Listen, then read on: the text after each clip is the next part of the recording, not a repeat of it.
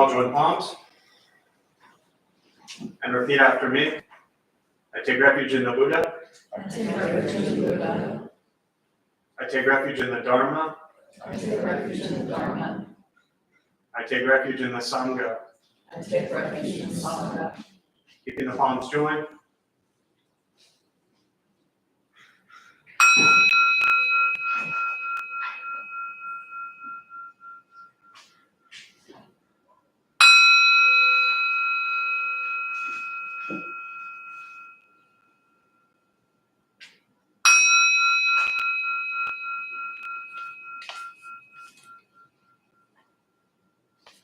With palms down.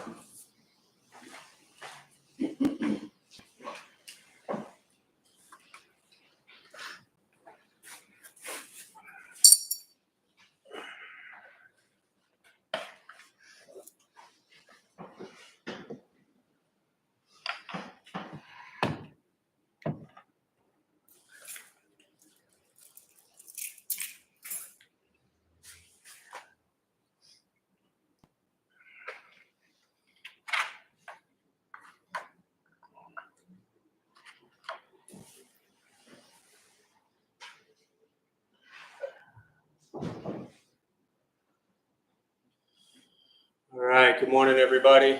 Good morning. Good to see you all here. It's probably the last we would expect to be brought up at an intro to Buddhism class, but we're here seeing Goodfellas. All right, I knew I was in the right place. It's actually one of my top two favorite movies, that and Shawshank Redemption. But who's seen Shawshank? All right.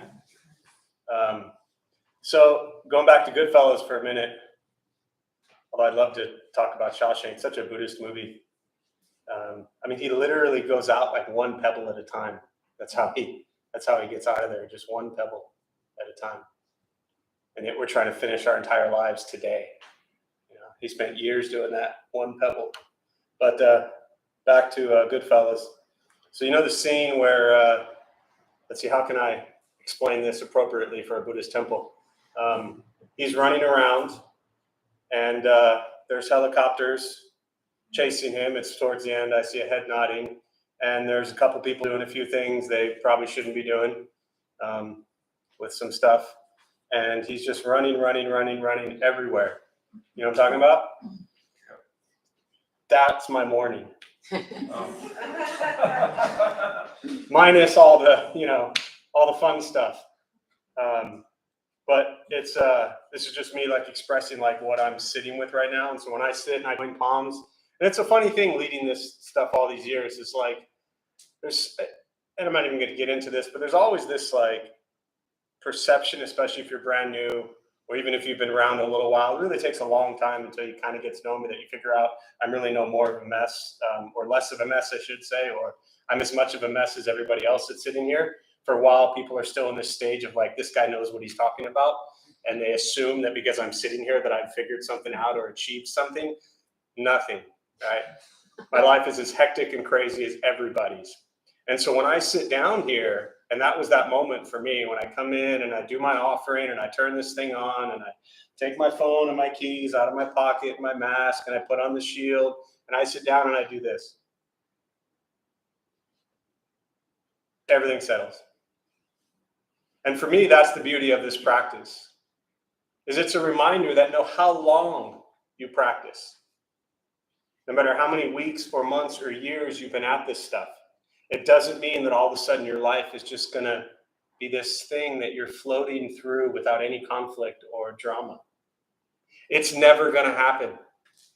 The sooner you recognize that, the sooner you wake up to all the beauty and all the misery and all the joy and all the sorrow of life, and you recognize that all of those experiences is what life is, and you embrace each one of them with a sense of wisdom and compassion, then you begin to understand what Buddhist practice is about. So again, whether you're here for the first time or you've been coming for years, or you read a couple Buddhist books, or you've seen some Buddhist movies, or you saw somewhere that meditation was good for you, or your therapist said you should go do this stuff, whatever it is, right? Recognize There is no easy way through this stuff. It doesn't always get simpler. In fact, very often it gets more difficult and more challenging. Because as you begin to practice coming from a place, ideally, with the intention of wisdom and compassion, that means you have to change things. How many of us like to change our behaviors? How fun is it to change our behaviors? How easy is it to change our behaviors? It's not. But when we try to see the world through the lens of wisdom and compassion, we recognize, wow, I'm not always so wise or kind. And then we see that very honestly and authentically and say, wow, I need to change this. And then we have two options. We continue to point and blame fingers at everybody else for us being the way we are, or we take ownership of it and say, I need to change. It's so much easier to just expect and want everybody else to change. But how does that work out for you? Is there anyone in your life right now you wish would be different and would change how they are? Well, I got a news flash for you. That person is sitting in some other meditation class thinking the same thing about you, right? So we are often the triggers for other people as well. And as soon as we own that responsibility, then spiritual practice begins. It's not in a book. It's not in a movie. It's not in a Dharma talk like this. It's in your life, in your heart, in your mind. That's where spiritual practice lies. So, so thank you for letting me share some of my madness this morning. And thank you all for being here, because that meant at 11 o'clock I had to stop and sit down. So I appreciate you creating the opportunity for me to sit, because every day I need this practice as much as anybody. So with that, we'll do a meditation practice. There's a couple things I'll tell you. And for all of our virtual millions of fans on YouTube, thank you for being here. Feel free to say hello as you are, chime in, introduce yourselves. Meditation, a couple things I'll tell you before we begin. Nothing's going to happen to you. You're not going to float away. You're not going to have any mystical, magical experiences. The mind that races all day long is not going to shut off. Don't judge your practice, meaning don't ask yourself, is this working or not working? Are you doing it right or wrong? We're just going to sit, we're going to breathe. You'll hear sounds inside, sounds outside. This is life. Life is filled with chaos, and this practice is learning to get quiet and still within all the chaos. If you need to move during meditation, simply move. Movement doesn't make you a bad meditator. It just means your leg hurts or you have an itch. So just simply move and return to stillness. Posture. If you are on a cushion, often it helps slide into the front third. Pushing the stomach forward allows the back to straighten. If you're on a bench or a chair, same thing. Just trying to sit up straight, relaxing the shoulders. Hands around the knees or in the lap, whatever's comfortable. I will guide us as we begin, and then we'll settle into some silence. I'll say things periodically to remind you that you're lost in thought or to wake you up.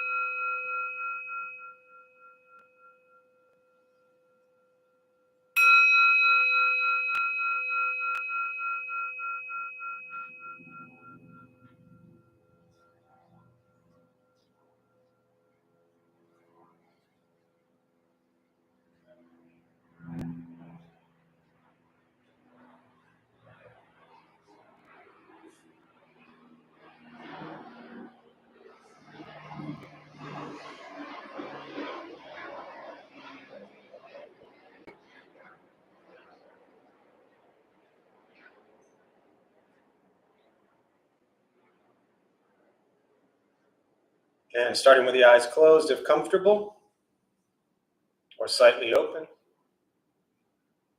Mouth is open or closed. We'll start with taking 3 deep breaths, slowly.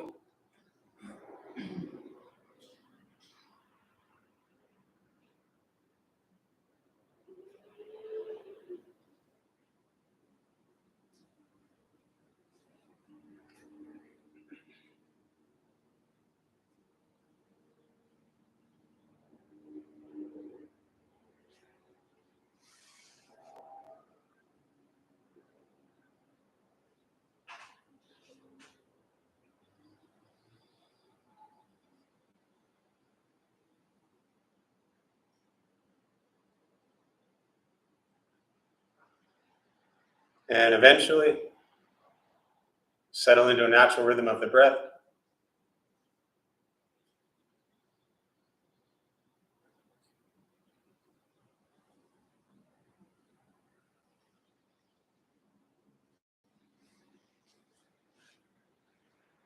Noticing the mind as it wanders, jumping from thought to thought.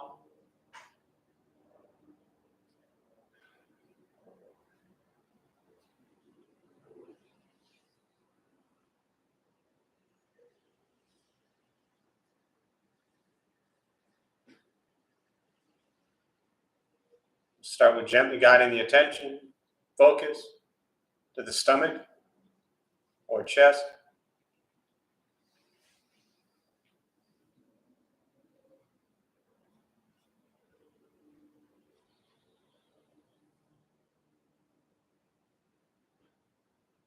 Breathing in, feel them rise.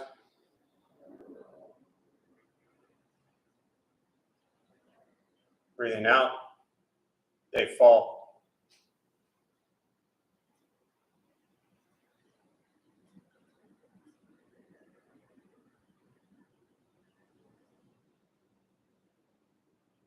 Simply continue this practice, observing sensation of breath, expecting nothing but to sit and breathe.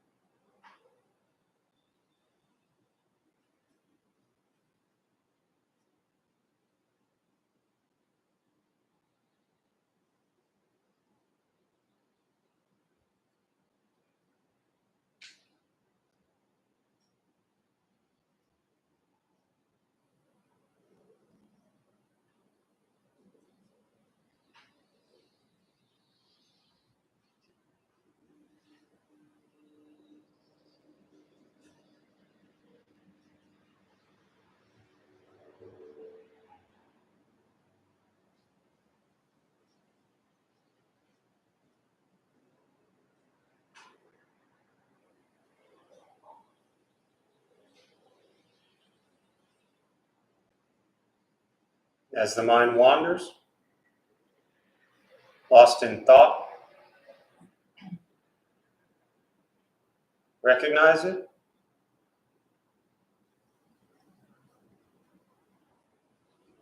Release that thought.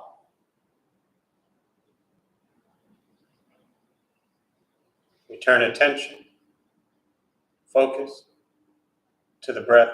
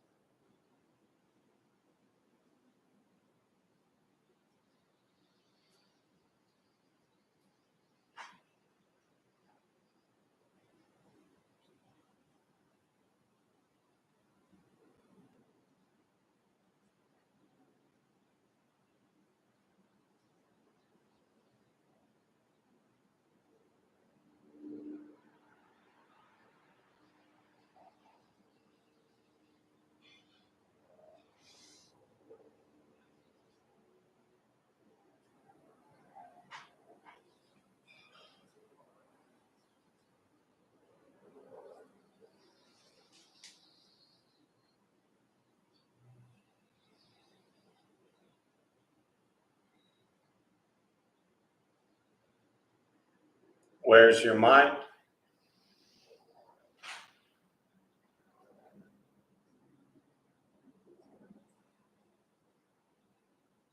Return to breath.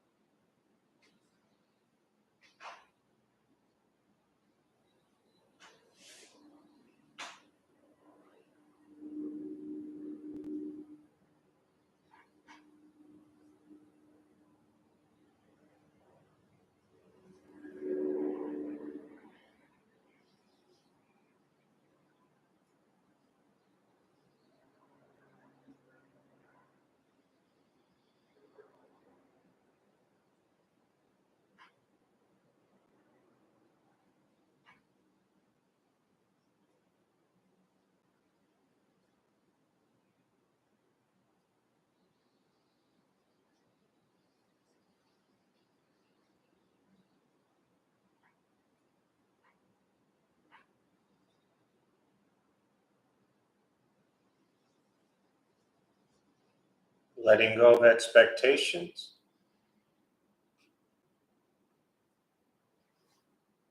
Letting go of judgment from the practice.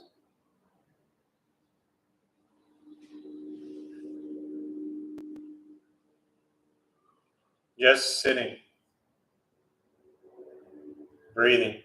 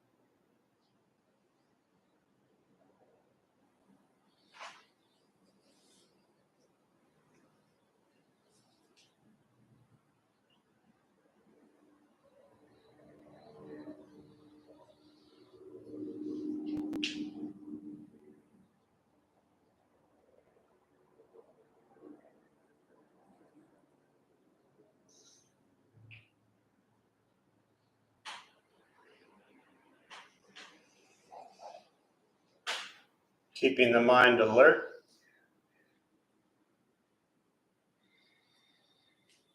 Aware of each sound.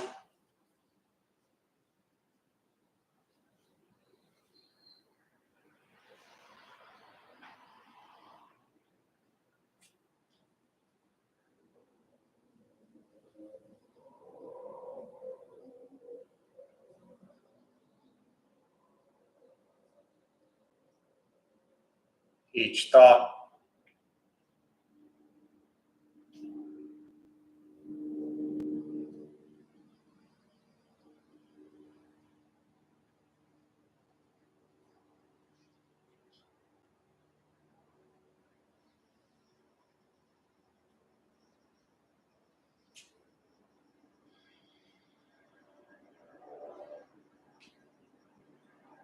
Each physical sensation.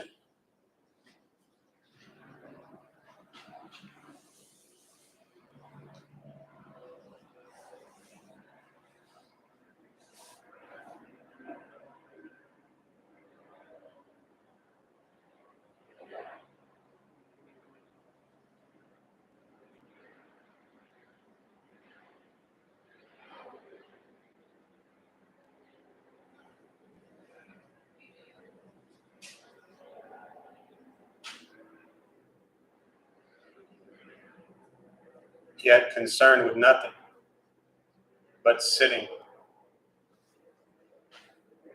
breathing.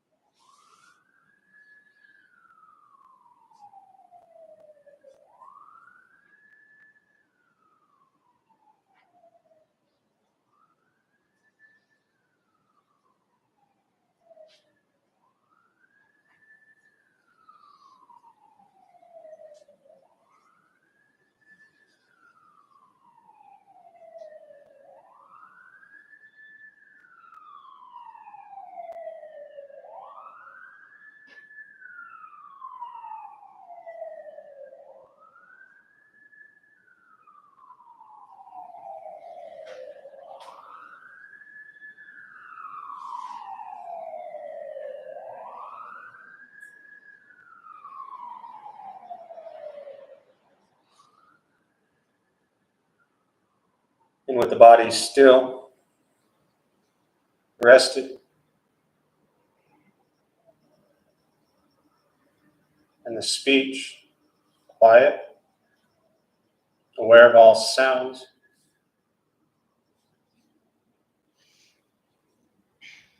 and the mind learning to settle.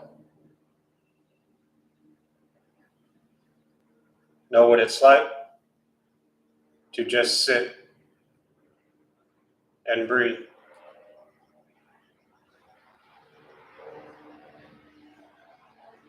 Knowing with each breath, there's nothing else to do.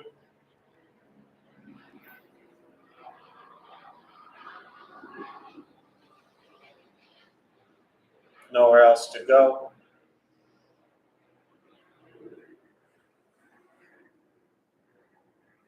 No one else to be.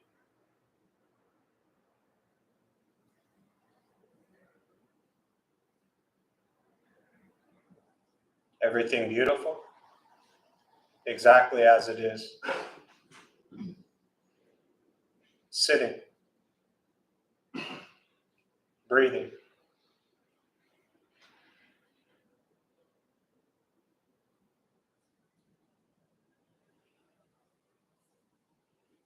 Once again, taking 3 deep breaths, slowly.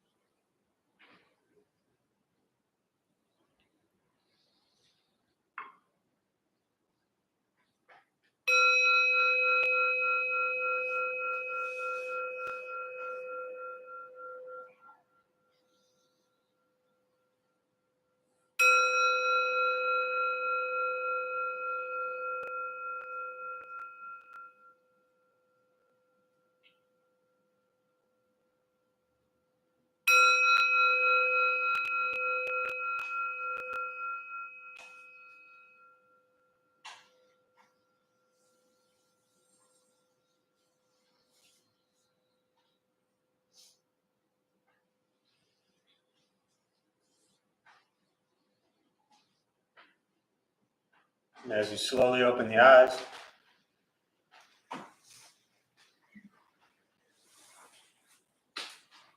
slowly beginning to move.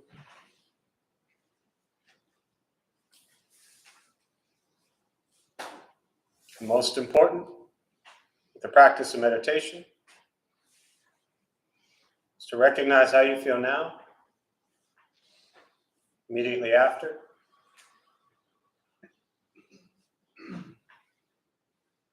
Compare this to how you typically feel throughout your day. Recognize the difference, if there is one.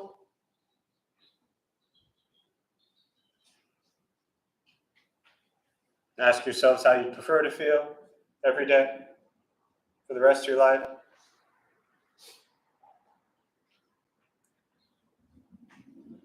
And realize however you feel now, if it's quiet, calm, and still, or a busy mind, racing mind, whatever you're sitting with at this moment has nothing to do with anything I said. It's nothing to do with how we sit, the hands or cross the legs. It has nothing to do with the sounds around us or anything else for that matter.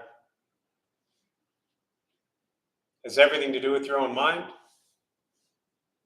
and your own mind's reaction to an external condition. This is what the Buddha called pratitya samuppada, means dependent origination. This is the basis of the Buddha's awakening. The word Buddha simply means awakened. He was a human being, no different than any one of us, who began to understand why he suffered, why he got angry, sad, depressed, stressed, anxious. He began to understand the causal relationship of all phenomena. What that means, very simply, for all of us, regardless of where you come from or what you believe in or where you think you're going, your whole life is filled with things that happen. You react. More stuff happens. More reactions. That's it. This practice is learning what it's like to respond to something quietly, peacefully, still. Because for most of us, the way you responded to the last 20 minutes is quite different from how you respond to everything else that's happening throughout our days. And so all we're working on is closing the gap to where the way you feel now is closer to how you feel always. Just as driven, motivated, productive, successful, whatever that means to you in your respective lives.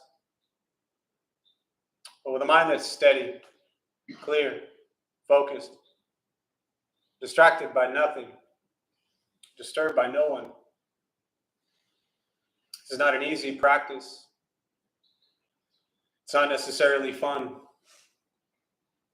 It's not an escape as often people think it is. If your life is a crazy, hectic, stressed out mess, meditation won't fix that. It helps you become aware of your life being a crazy, hectic, stressed out mess so you can then make changes. It's waking up to things as they are, as opposed to spending your life wishing things were different. Meditation is free. Buddhist practice is free. Not a business, not a 6-week course. It's a lifelong practice of getting to know yourself. That's why it's so much fun. We get to sit and begin to explore the nature of our own minds, the cause of all the suffering in your life is in your head. The beauty of that is it's up to you. Nobody else can give you happiness. Nobody else can give you misery. Nobody else can give you joy.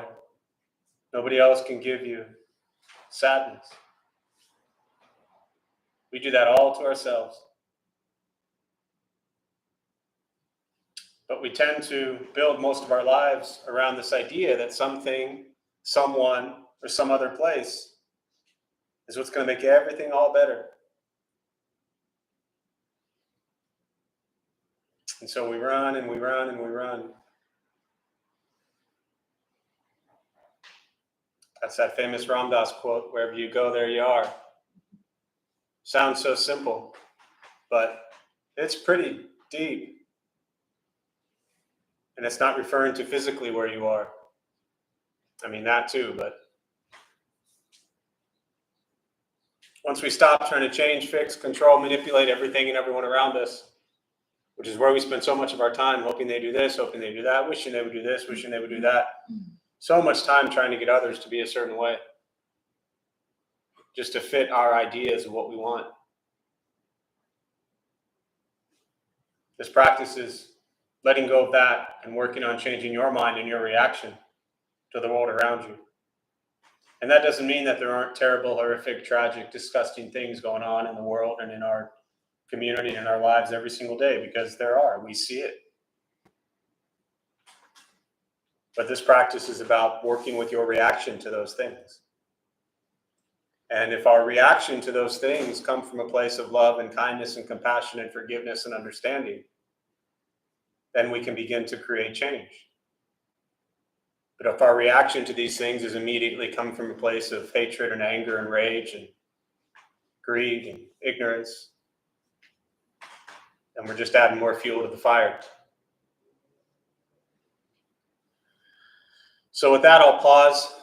For me, I really always just prefer to respond to questions, meditation with practice, anything you're sitting with. And we'll use the rest of our brief time this morning, and I'll respond to whatever's on your mind. And again, for those joining virtually, welcome. Feel free to, if you have any questions, put them on the chat box there, and I'll do my best to respond. Before I forget, hopefully you all caught the helicopters going right as we started meditation. Just want to make sure I was if that was in my head or if other people heard that. Hysterical. Couldn't have scripted that any better. Thoughts, questions? Yes, in the back. So you mentioned the helicopter, and then it came to my mind while I was there, my prior meditation, that as I close my eyes and detach myself from the visual world, and then still I have that audible world, and I listen to the helicopter, and then I'm thinking, well, isn't this a great opportunity to compare the helicopter and tell to myself, well, understanding where that helicopter is going to, what kind of helicopter, the purpose of that helicopter exactly, whatever I did regarding that helicopter, as I'm doing that observation, that mental observation is through my senses of hearing, then in the same sense, I can question that about myself, and when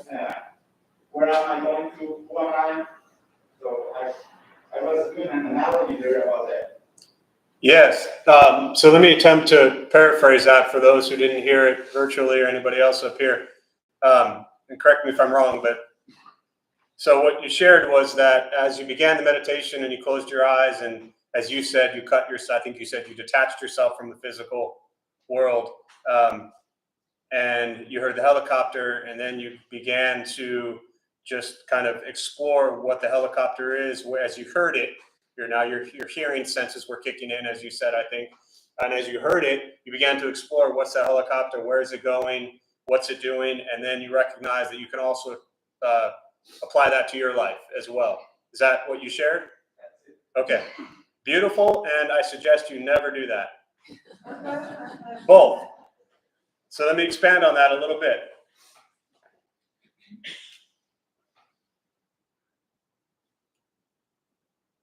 In daily life, let me ask you one question first.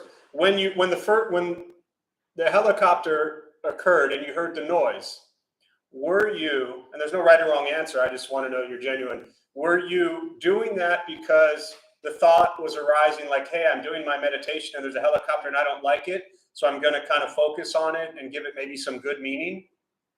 Or were you just analyzing it to analyze it?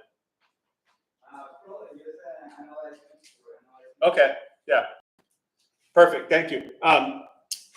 So in our life, the reason I ask that question, because in our lives, very often what happens is things occur that maybe we don't like. Could be loud noises during meditation, could be, somebody telling us something we don't want to hear. And so we often try to justify or explain why those things are happening. And this is, in a practical, conventional sense, I get it, it makes sense.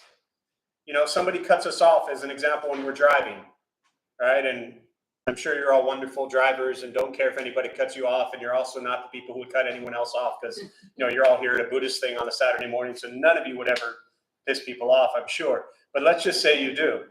And so one thing I hear year after year is people say, well, that person cut me off, but I just try to tell myself that maybe someone's in the car having a baby, maybe they're in a rush to the hospital, maybe somebody got hurt. Like, we try to justify why things happen to make ourselves okay with it.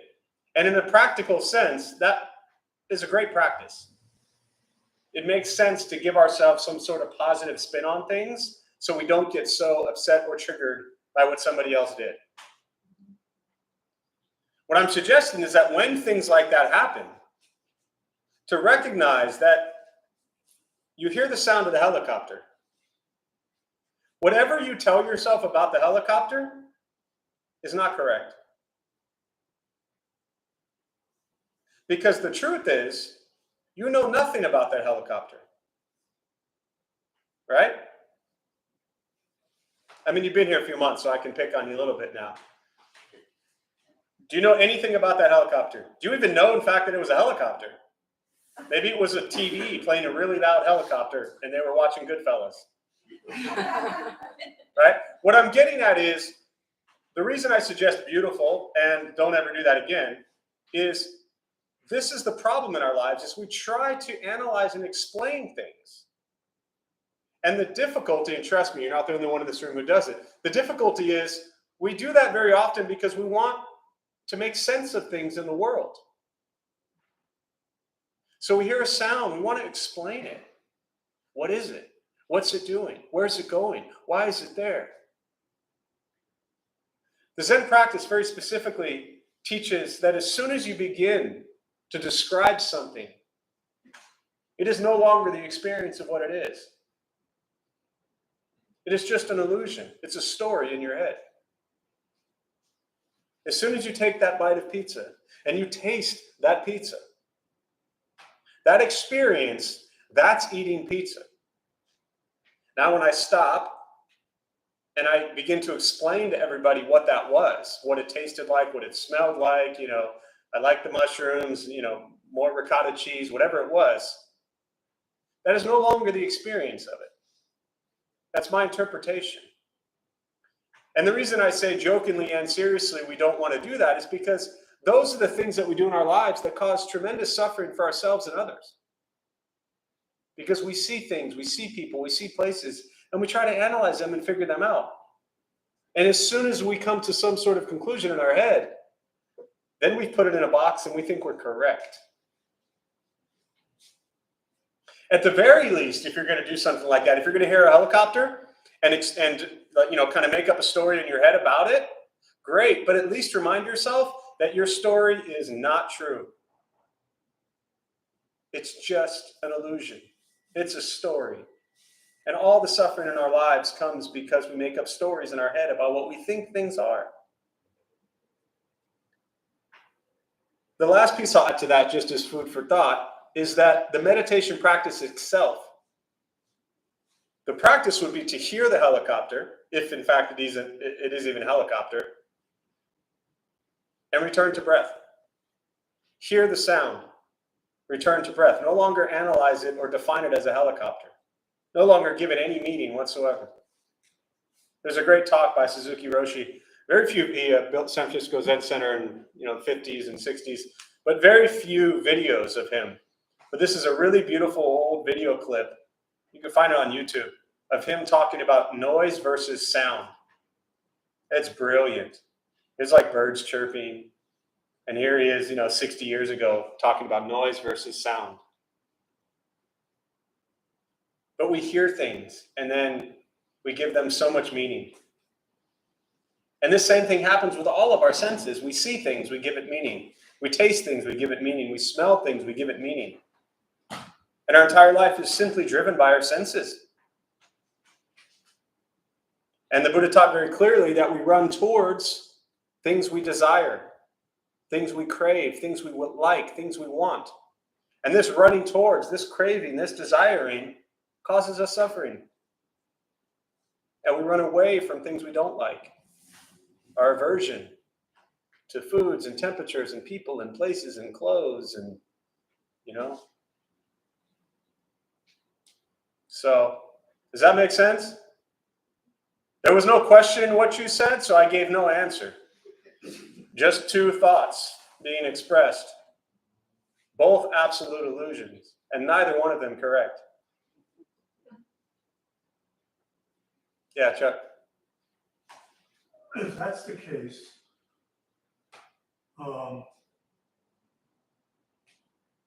where does science and the learning of science fit? Quite well. Doesn't sound like it fits into that. I'm not a scientist. I couldn't tell you much about science. Because that's their task. And I hope they do it and they do it well, because science helps. But doesn't that conflict with what you just said? Maybe. You've been listening to me for years. I've always told you don't believe what I said. Yeah, I'm glad there's science. Yeah. I would just like to add to what this gentleman was saying. Yeah. It's been scientifically, medically, and psychologically proven that everybody does have a different illusion of what they see and hear and they taste.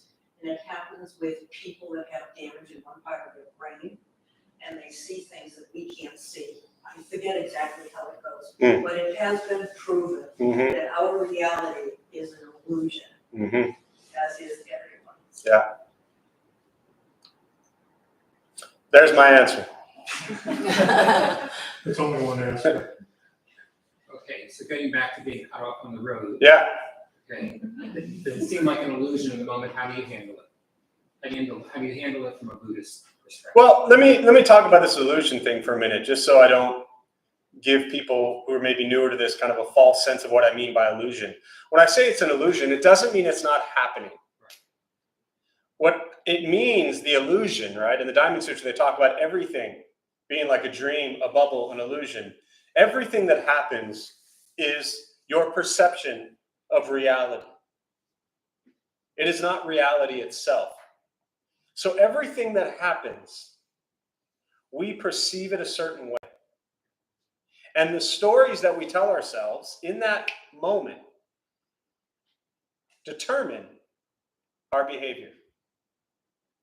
I'll tell you, because I sensed you said, how do you handle it? And that was a very direct you, almost as if you were asking me a question. Yeah. Like, how do I, Jeff, handle that? I got a great story for you. Well, forget from a Buddhist point of view. This is one thing that I want to always remind people of. Right? I mean, I get it. We are here for Intro to Buddhism, so it makes sense. We want to hear things from a Buddhist point of view. But and you've heard me enough. I always want to be very clear that I don't want people to attach to like it being Buddhist. You know? I remember years ago, and I'll come back to this story, but I remember years ago, and we've been feeding the homeless for years. Pandemic stopped, and there were a few times a year we were giving away clothes. Somebody drove like 40 miles with 2 bags of clothes to the Old Buddha for You and walked in and he said, "Here's my clothes." I was like, "Dude, I don't want your stuff." And he said, "Well, I want to give it to the temple." I said, "You just passed 50 Goodwills on the way to the Buddhist place." Thinking you're like the good Buddhist because you're giving it to the Buddhist place? You just gave me more work. Now I got to go get rid of your clothes. I said, "I'm not taking that." And it was so cute. I love this guy. He said, "Jeff, you got to take it. My wife's in the car. She's so mad at me. I can't go back out there with my stuff." I'm not even lying. And his name is Craig Schmull. He recently passed away and he battled illness for a long time, but such a wonderful person. I can literally see him walking in. For those of you who remember the Old Buddha View in the college area, and I'm behind the counter. I got goosebumps. He's handing his big old smile, bald head, holding these bags, and I'm like, "He's like, I got your stuff." I'm like, I think I actually said I want your crap. You know, it was like he went into his closet, he dug out all the crap he didn't want. It was after one of my clothing talks or something like that, and he gave it to me. And I'm like, "You just passed so many Goodwills, but you wanted to give it to the Buddhist place, like you were going to get Buddhist points." You know, it's totally irrelevant from your question. I just wanted to go off on that tangent. But let me come back to your question. 2007 is when I realized that this Buddhist practice actually works. I was driving, right? And 2003 was when I started at the temple here in Park Boulevard. 2005, ship off to the monastery, was kind of living Zen monk life there for 11 months. Not a monk, didn't ordain, never would be a monk. I'd be a terrible monk. And came back after 11 months.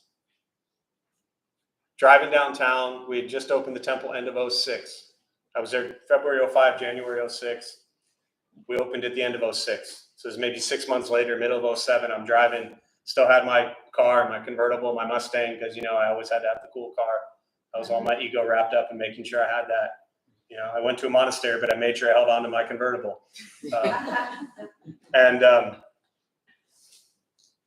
I'm driving, getting off the freeway. 2 cars merging.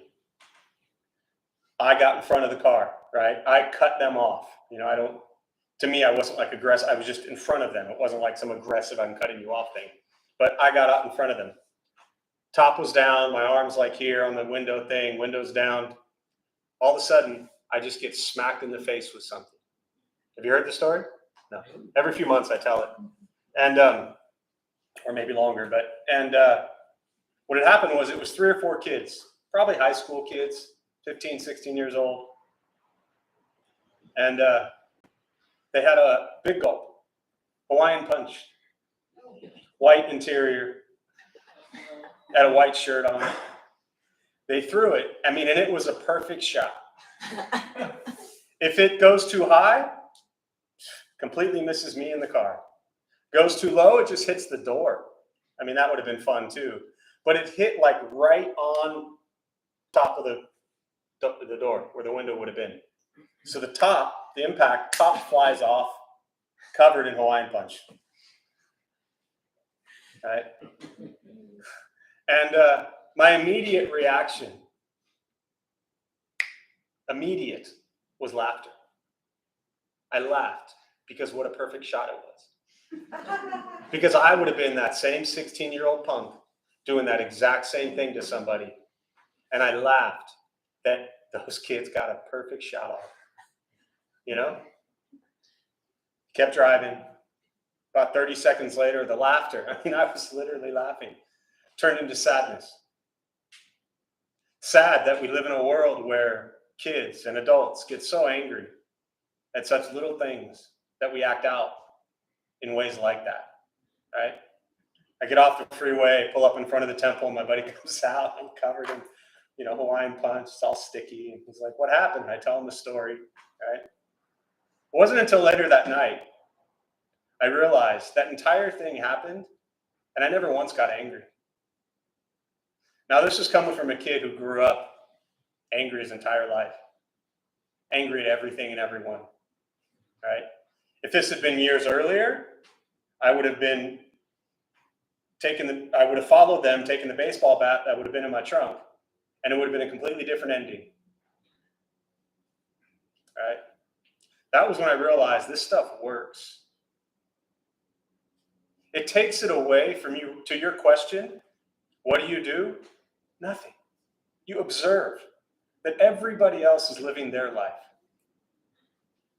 And you control your reactions and your responses.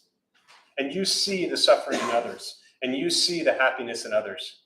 And you do every moment of your life, whatever you can, to bring nothing but joy and happiness into people's lives.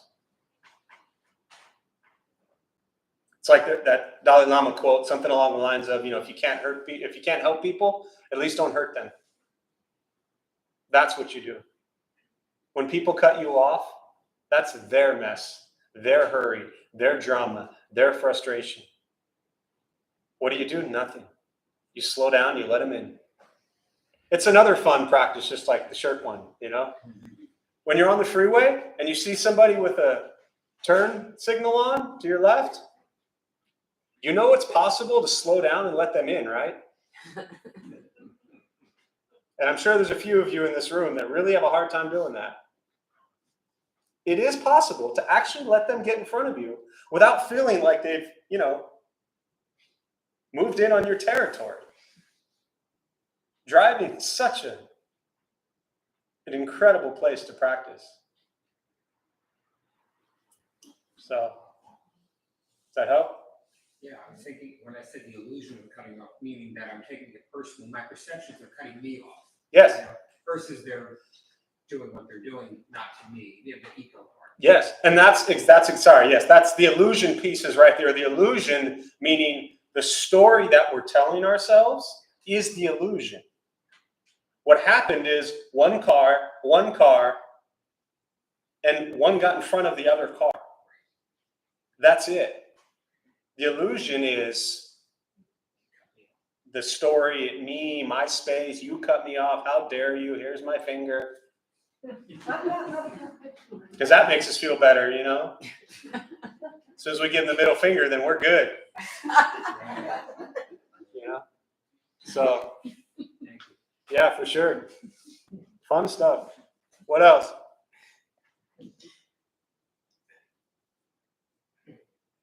Yeah. Yeah, I've been really thinking about, sorry, what was your name? Chuck.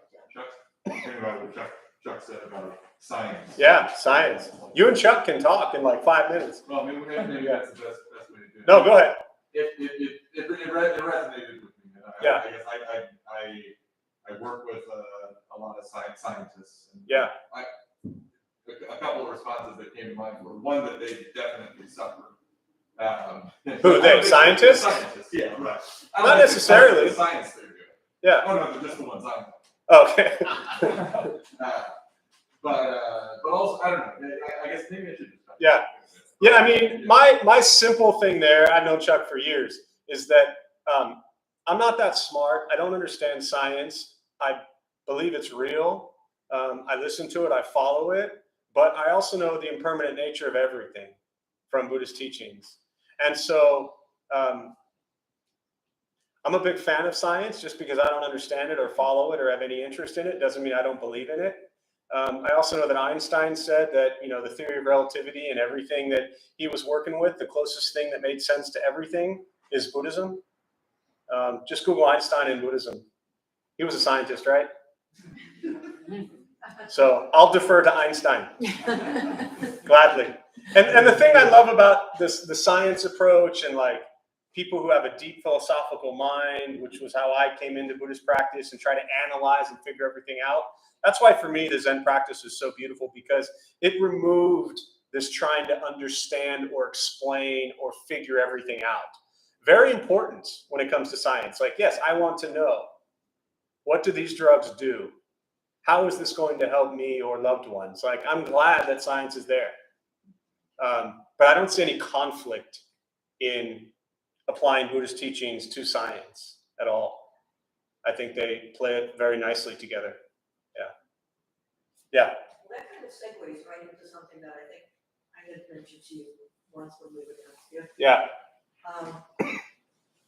All religions now have had to cope with the social issues that are very popular now.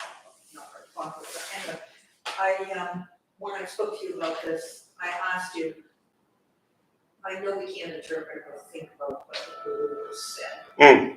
And living in a Buddhist theocracy, I can tell you that everything that we are battling with here does not go in that Buddhist teachings. Yeah.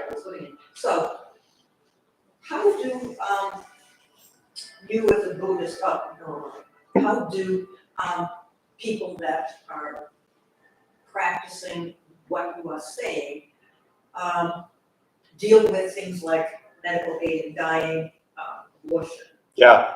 A marriage, I mean, you can just go on and on and on. So how does that religious, because it is really a religion, at least where I was living. Sure. So how do we grope with that, or come to grips with that? Yeah. And thank you for bringing up this incredibly deep, delicate, important topic right at 12 o'clock. Let me just sum up, abortion and women's rights and racism and everything else that you're talking about in 60 seconds to close. We say here, the Dharma Bum Temple, and same with our college group, Delta Beta Tau, that we opened the Dharma Bum Temple for people from any race, any religion, any gender identity, any sexual orientation, any ability, any belief. You're welcome here. And we view it that way, and we share it that way, and as you said, we practice it that way because we believe that that's what the Buddhist Sangha was about. It doesn't mean, as you alluded to, and I know from our conversation, and I know too from living in a Buddhist country, that just because the taxi driver has a Buddha on his dashboard or her dashboard doesn't mean that they're doing everything the Buddha said. Just like here, every taxi driver or Uber driver with a cross doesn't mean they're doing everything that Jesus said. In fact, if we all did the stuff that Jesus and the Buddha said, the world would be a much better place. But again, we don't have time for all that right now. But what I want to clarify also, for those who don't know, very important to understand, India, 2,500 years ago, 500 years before Christ, there was no gender equality. Not that there is today either. I'm just going back then for a moment, just to give it some context. I'm really big on shattering people's views of elevating Buddhism to be this thing that's like above everyone or everything. Buddhism is not better than other religions. Buddhists are not better than Christians or Catholics or Muslims or Jews or pagans or whatever it is. They're just, as you're alluding to, human, who try to practice what the Buddha taught. At the time of the Buddha, for those who don't know, the initial Sangha, which was the community of monks, women were not allowed to ordain. Women were not allowed to ordain. It was men only. It was a boys' club. And then his aunt, who raised him, his mother died 7 days after he was born. His aunt raised him. She wanted to, I believe it was her, was the first, wanted to ordain. He said no. Men only. And then one of his disciples came to him and said, "But, sir, do women not have the same ability to awaken as men do?" And he said, "Well, yes, they do." And he said, "Well, then why can't women ordain and become nuns?" And I'm paraphrasing all of this, and he said, "You're right." And the Sangha of nuns and monks started. Now, again, that tradition for 2,500 years, you still have major issues around the world socially, globally around gender equality within and without of Buddhism. But I'm going back to the very beginning where it was right there. He said no, and then he opened up and said yes. And a lot of the topics and issues that are in our face today were prevalent back then, but again, I'm not a scholar. I don't study at that level, and I don't know how much depth they were doing at that time exploring those things. But I truly believe at the heart of Buddhist teachings is endless love, endless compassion, endless wisdom. And whatever is the wisest and most compassionate thing for any individual to do, that is your choice. Right? You love somebody, you want to marry them, marry them. You're pregnant, you want to have an abortion, it's your body, you do what you want. This is my, Jeff's, view and interpretation of Buddhist teachings. That we carry our own choices, our own decisions, our own weights, our own karma. We live with every choice and every decision we make, and nobody should tell you what that should be. And nobody should exclude you based on anything, period. That's about the least Buddhist thing that I could imagine. So that took about 3 minutes and not 60 seconds, but hopefully that at least addresses it a little bit. So thank you for that. All right, so I'm going to close on that. We'll join palms. May the benefit of this practice be shared with all beings in all directions. May all be at peace. May all be free from suffering. May any merit gained from this practice be transferred to 6 million lives that have been lost during this pandemic and their family and friends who continue to suffer to this day. May they all be at peace. May they all be free from suffering.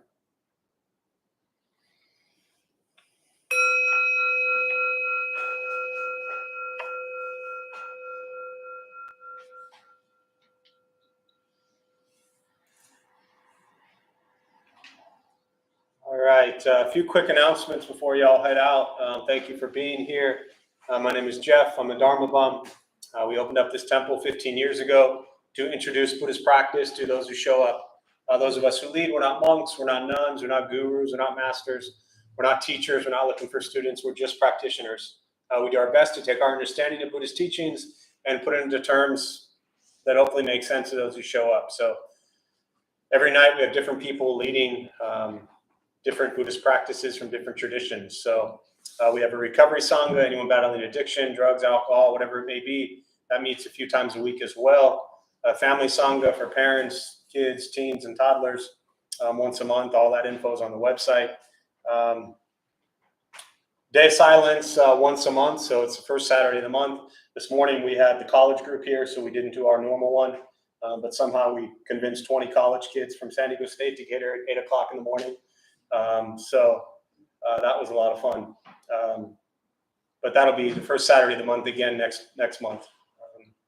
So Buddha for You is there downstairs if you need anything. We do have a crew I know that'll be sticking around to garden and rake and pick up outside, lots of leaves and stuff if anybody wants to help out, or there's a list by the door of just some simple 5-10 minute tasks to help clean and take care of the temple that takes care of us. We don't have a cleaning crew, so we all must take care of it together. So thank you all for being here. Thanks for they're always wonderful questions, but thanks for sharing, and we'll see you all soon.